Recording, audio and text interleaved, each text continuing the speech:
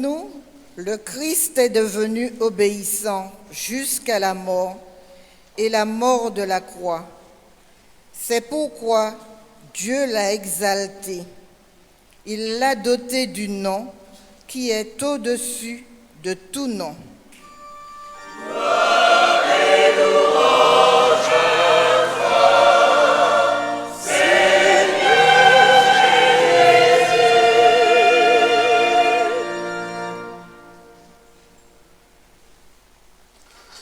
La passion de notre Seigneur Jésus-Christ selon saint Marc. La fête de la Pâque et des pains sans levain allait avoir lieu 2 jours après. Les grands prêtres et les scribes cherchaient comment arrêter Jésus par ruse, pour le faire mourir, car ils se disaient: pas en pleine fête, pour éviter des troubles dans le peuple. Jésus se trouvait à Béthanie, dans la maison de Simon le lépreux. Pendant qu'il était à table, une femme entra, avec un flacon d'albâtre contenant un parfum très pur et de grande valeur. Brisant le flacon, elle versa le parfum sur la tête. Or, de leur côté, quelques-uns s'indignaient. À quoi bon gaspiller ce parfum?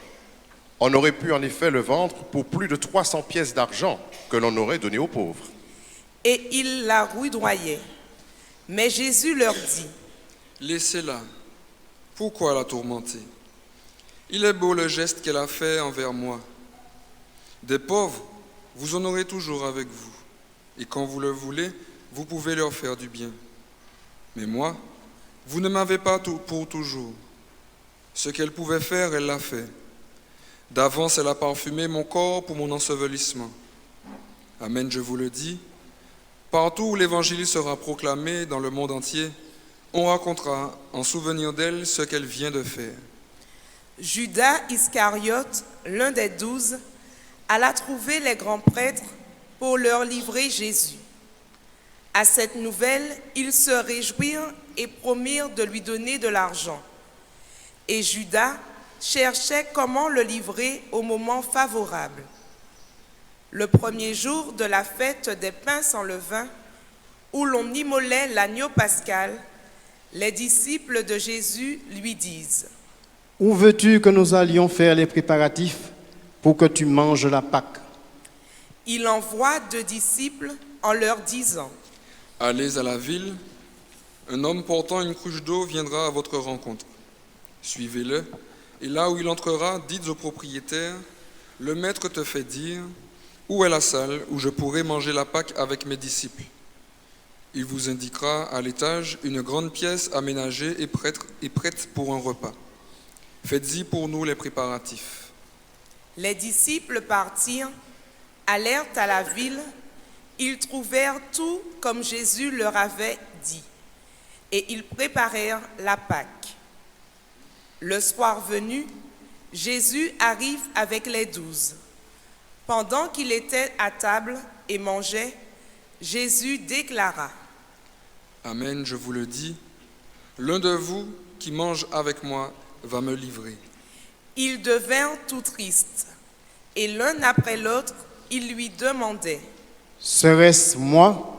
Il leur dit: C'est l'un des 12, celui qui est en train de se servir avec moi dans le plat. Le Fils de l'homme s'en va, comme il est écrit à son sujet, mais malheureux celui par qui le Fils de l'homme est livré. Il vaudrait mieux pour lui qu'il ne soit pas né, cet homme-là. Pendant le repas, Jésus, ayant pris du pain et prononcé la bénédiction, le rompit, le leur donna et dit: Prenez, ceci est mon corps. Puis, ayant pris une coupe et ayant rendu grâce, il la leur donna, et ils en burent tous. Et il leur dit: Ceci est mon sang, le sang de l'Alliance, versé pour la multitude. Amen, je vous le dis, je ne boirai plus du fruit de la vigne jusqu'au jour où je le boirai nouveau dans le royaume de Dieu. Après avoir chanté les psaumes, ils partirent pour le mont des Oliviers. Jésus leur dit, Vous allez tous être exposés à tomber, car il est écrit, je frapperai les bergers et les brebis seront dispersées.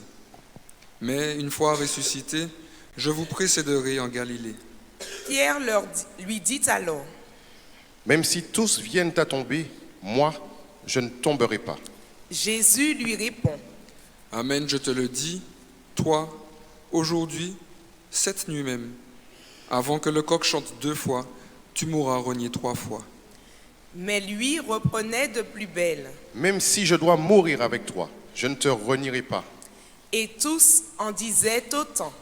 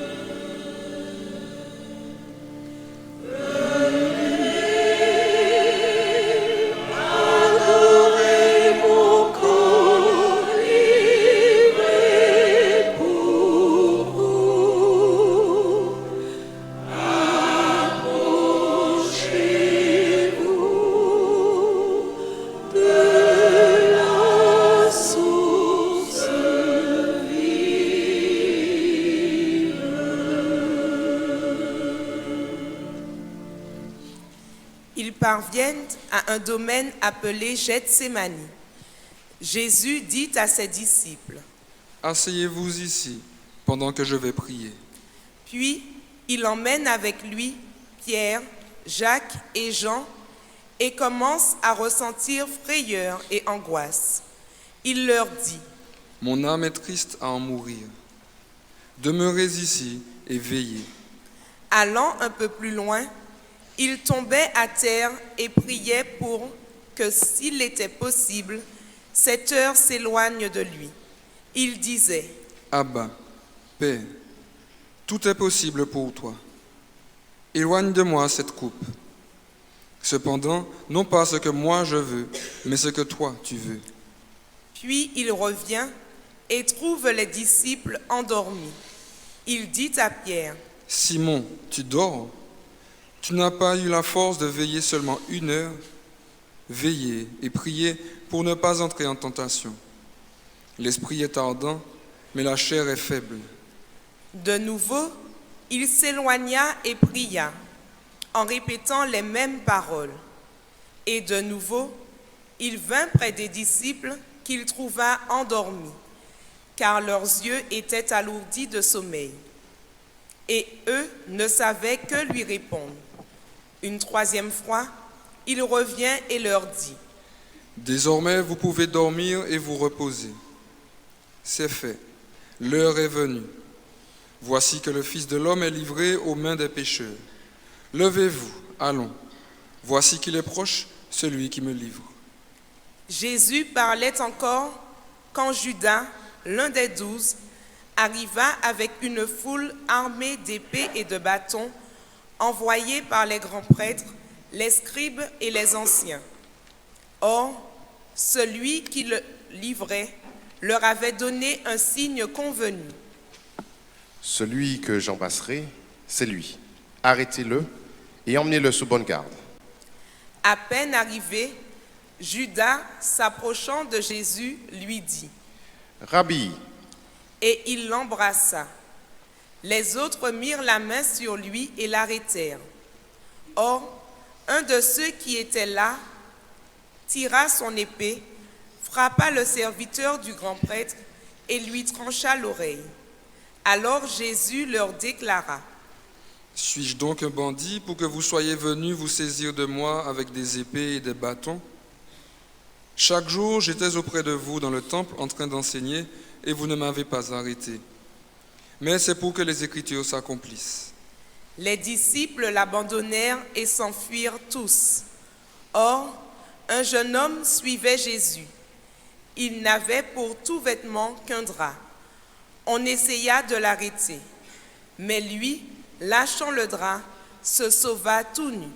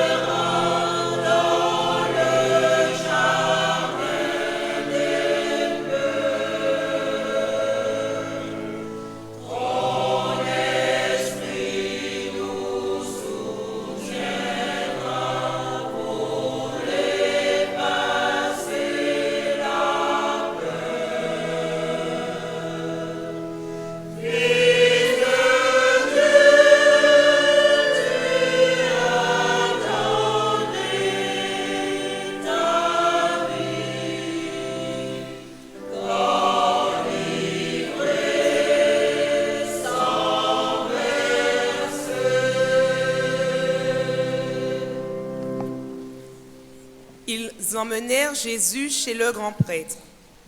Ils se rassemblèrent tous, les grands prêtres, les anciens et les scribes. Pierre avait suivi Jésus à distance, jusqu'à l'intérieur du palais du grand prêtre. Et là, assis avec les gardes, il se chauffait près du feu. Les grands prêtres et tout le conseil suprême cherchaient un témoignage contre Jésus pour le faire mettre à mort, et ils n'en trouvaient pas. De fait, plusieurs portaient de faux témoignages contre Jésus, et ces témoignages ne concordaient pas. Quelques-uns se levèrent pour porter contre lui ce faux témoignage. Nous l'avons entendu dire, « Je détruirai ce sanctuaire fait de main d'homme, et en 3 jours, j'en bâtirai un autre qui ne sera pas fait de main d'homme. » Et même sur ce point, leur témoignage n'était pas concordant. Alors, s'étant levé, le grand prêtre, devant tous, interrogea Jésus. « Tu ne réponds rien? Que dis-tu des témoignages qu'ils portent contre toi? » Mais lui gardait le silence et il ne répondait rien. Le grand prêtre l'interrogea de nouveau. « Es-tu le Christ, le Fils du Dieu béni? » Jésus lui dit. « Je le suis. Et vous verrez le Fils de l'homme siéger à la droite du Tout-Puissant et venir parmi les nuées du ciel. » Alors, le grand prêtre déchire ses vêtements et dit. « Pourquoi nous faut-il encore des témoins? Vous avez entendu le blasphème, qu'en pensez-vous? » Tous prononcèrent qu'il méritait la mort. Quelques-uns se mirent à cracher sur lui, couvrirent son visage d'un voile et le giflèrent en disant « Fais le prophète. » Et les gardes lui donnèrent des gifles. Comme Pierre était en bas, dans la cour, arrive une des jeunes servantes du grand prêtre. Elle voit Pierre qui se chauffe, le dévisage et lui dit « Toi aussi, tu étais avec Jésus de Nazareth. » Pierre le nia. « Je ne sais pas, je ne comprends pas de quoi tu parles. » Puis il sortit dans le vestibule, au dehors. Alors un coq chanta. La servante, ayant vu Pierre, se mit à nouveau à dire à ceux qui se trouvaient là. « Celui-ci est l'un d'entre eux. » De nouveau, Pierre le niait. Peu après, ceux qui se trouvaient là lui disaient à leur tour. « Sûrement, tu es l'un d'entre eux. D'ailleurs, tu es galiléen. » Alors il se mit à protester violemment et à jurer. « Je ne connais pas cet homme dont vous parlez. » Et aussitôt, pour la seconde fois, un coq chanta. Alors Pierre se rappela cette parole que Jésus lui avait dite. « Avant que le coq chante 2 fois, tu m'auras renié 3 fois. » Et il fondit en larmes.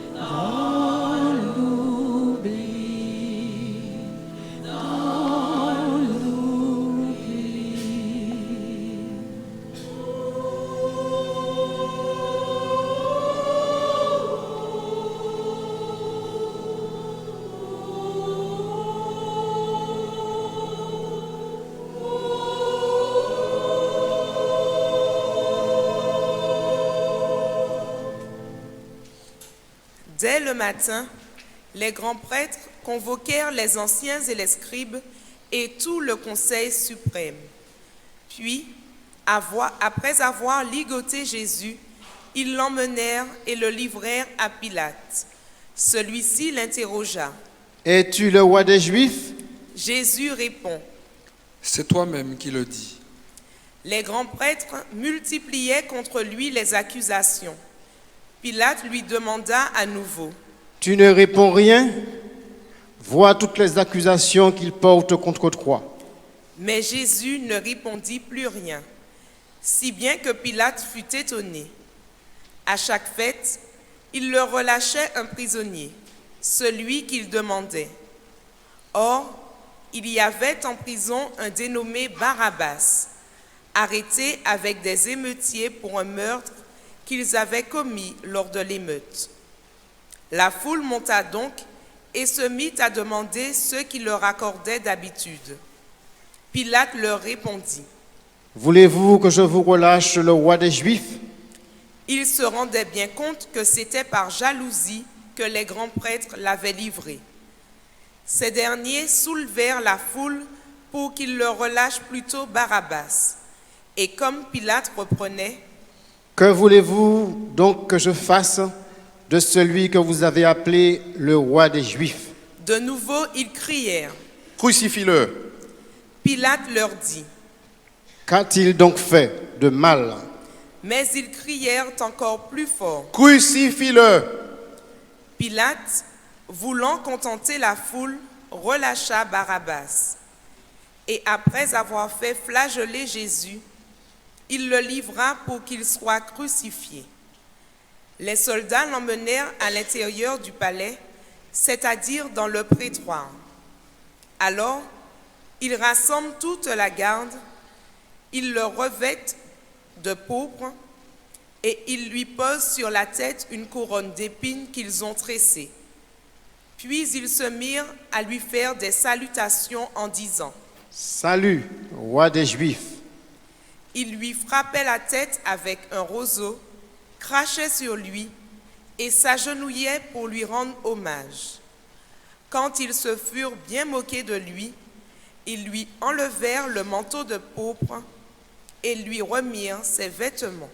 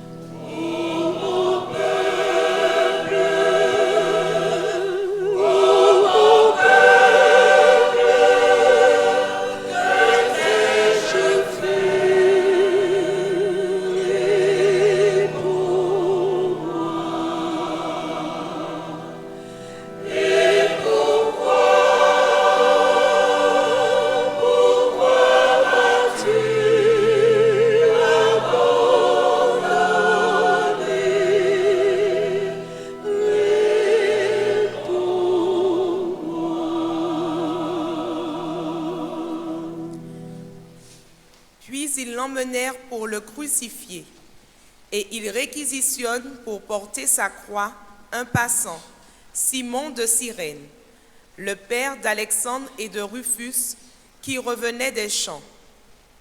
Et ils amènent Jésus au lieu dit Golgotha, ce qui se traduit lieu du crâne ou calvaire. Ils lui donnaient du vin aromatisé de myrrhe, mais il n'en prit pas. Alors, il le crucifie, puis se partage ses vêtements en tirant au sort pour savoir la part de chacun. C'était la 3e heure, c'est-à-dire 9 heures du matin, lorsqu'on le crucifia. L'inscription indiquant le motif de sa condamnation portait ces mots : le roi des Juifs. Avec lui, il crucifie 2 bandits, l'un à sa droite, l'autre à sa gauche. Les passants l'injuriaient en hochant la tête et ils disaient: Hé, toi qui détruis le temple et le rebâtis en 3 jours, sauve-toi toi-même, descends de la croix. De même, les grands prêtres se moquaient de lui avec les scribes en disant entre eux: Il en a sauvé d'autres et il ne peut se sauver lui-même. Qu'il descende maintenant de la croix, le Christ, le roi d'Israël. Alors nous verrons et nous croirons. Même ceux qui étaient crucifiés avec lui l'insultaient. Quand arriva la 6e heure, c'est-à-dire midi, l'obscurité se fit sur toute la terre jusqu'à la 9e heure. Et à la 9e heure, Jésus cria d'une voix forte, Eloi, Eloi, lama sabachthani. ce qui se traduit: Mon Dieu, pourquoi m'as-tu abandonné? L'ayant entendu, quelques-uns de ceux qui étaient là disaient: Voilà qu'il appelle le prophète Élie. L'un d'eux courut tremper une éponge dans une boisson vinaigrée. Il la mit au bout d'un roseau et il lui donnait à boire en disant: Attendez, nous verrons bien si Élie vient le descendre de là. Mais Jésus, poussant un grand cri, expira.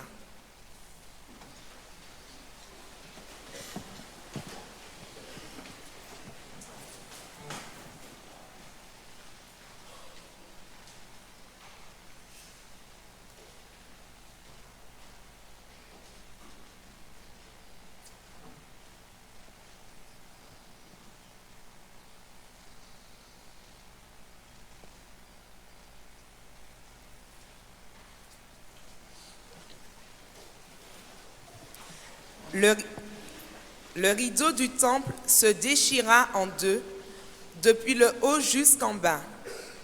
Le centurion qui était là en face de Jésus, voyant comment il avait expiré, déclara: Vraiment, cet homme était fils de Dieu. Il y avait aussi des femmes qui observaient de loin, et parmi elles, Marie-Madeleine, Marie, mère de Jacques le Petit et de José, et Salomé qui suivait Jésus et le servait quand il était en Galilée, et encore beaucoup d'autres qui étaient montés avec lui à Jérusalem. Déjà, il se faisait tard. Or, comme c'était le jour de la préparation qui précède le sabbat, Joseph d'Arimathie intervint.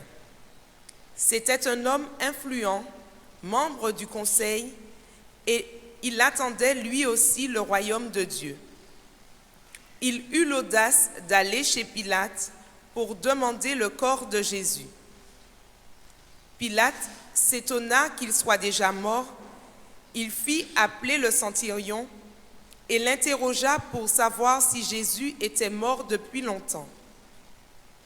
Sur le rapport du centurion, il permit à Joseph de prendre le corps. Alors Joseph acheta un linceul, il descendit Jésus de la croix, l'enveloppa dans le linceul et le déposa dans un tombeau qui était creusé dans le roc. Puis il roula une pierre contre l'entrée du tombeau.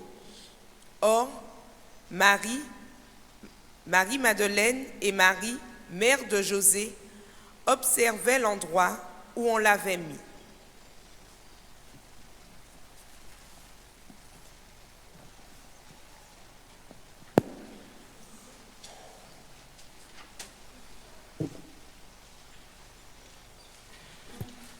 Et vous asseoir.